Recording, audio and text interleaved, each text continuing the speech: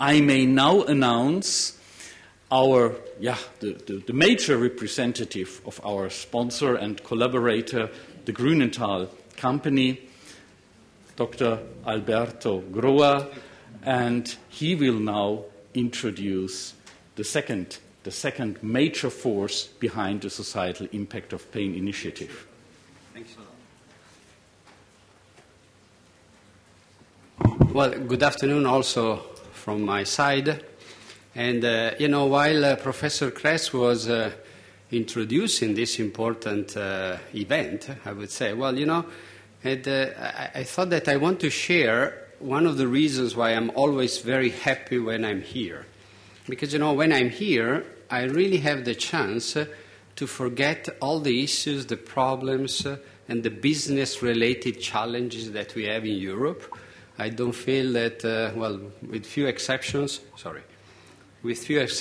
believe that, Europe is going through quite an interesting challenge. And, coming here and having, let's say, the privilege to focus on what, for us, is very important, and this is the patient. At the end of the day, whatever we do, the way we do it, and when we do it, and how, it's always related to the fact that the aim is to ensure that all the patients are treated properly, they have access to what makes sense to them, and this is something that we really take very seriously. I personally take that very seriously, and I had the privilege with Professor Kress and the others, and of course EFIC and so on, and all the endorsers that, now arrived to a number that is almost embarrassing, because, we will be close to 200 organizations believing that what we are trying to accomplish in these days, really it's high priority. And, of course this makes me very proud, and also makes me very proud that I was, let's say, in the small team that more than 3 years ago sat together in a little place and then decided, any chance we can come up with something that is going to make the difference. And, as Professor Kress said, the path has been really enthusiastic, enthusing, because, we started in 2010, and, it was the first time that there were so many stakeholders sitting in the same place and sharing all the different views and experiences. Then the following year, probably, this is when we really gave the first big acceleration, making our messages visible at the European Parliament. And this was when, we came up with really the first important, consistent, loud message. Last year was also extremely important. The roadmap is something that makes an incredible sense. It's common sense, but, needs, of course, to be visible and to be fully implemented. And this year, as said, we really want to nail down some important things. And I personally am very optimistic that, through these focus groups, we will come up with something that is then our duty to ensure that is visible, accessible, endorsed, supported, and implemented.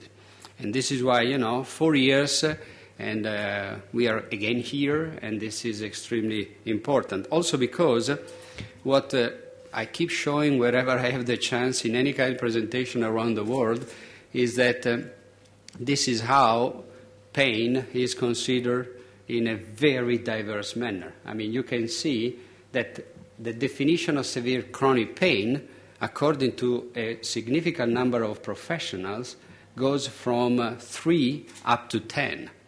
And, you can imagine that, put yourself in the shoes of a patient. Does it make sense?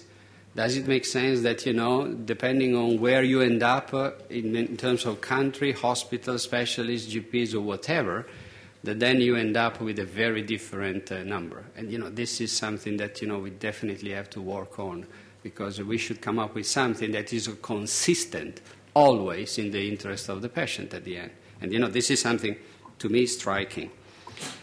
As well as that one of the very few privileges that I have in my job is that, I'm always flying or around or driving or getting by train, assuming there are no strikes.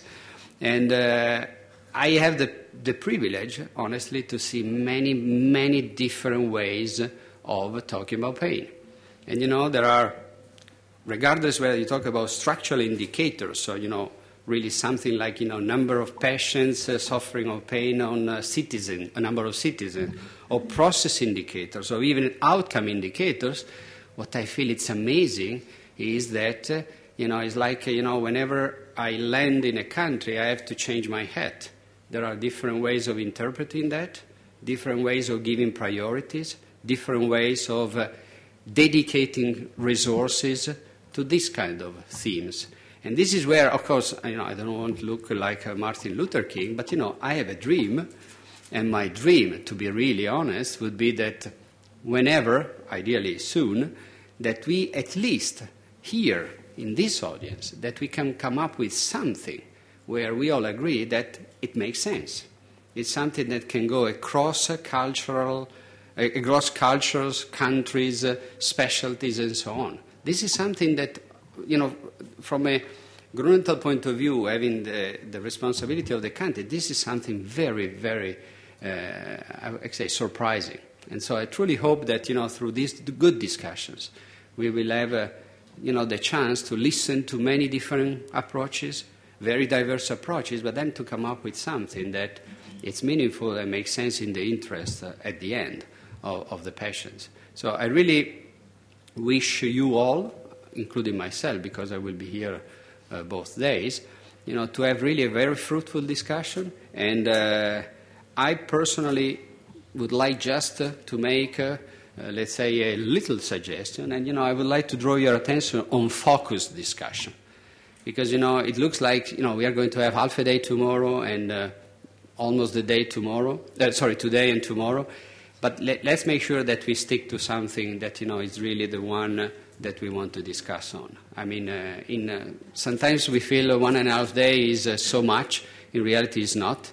There are many views, many points of view. So I really hope that tomorrow we will be in the position to almost celebrate the common understanding that we came up with. So I really want to thank you all for being here.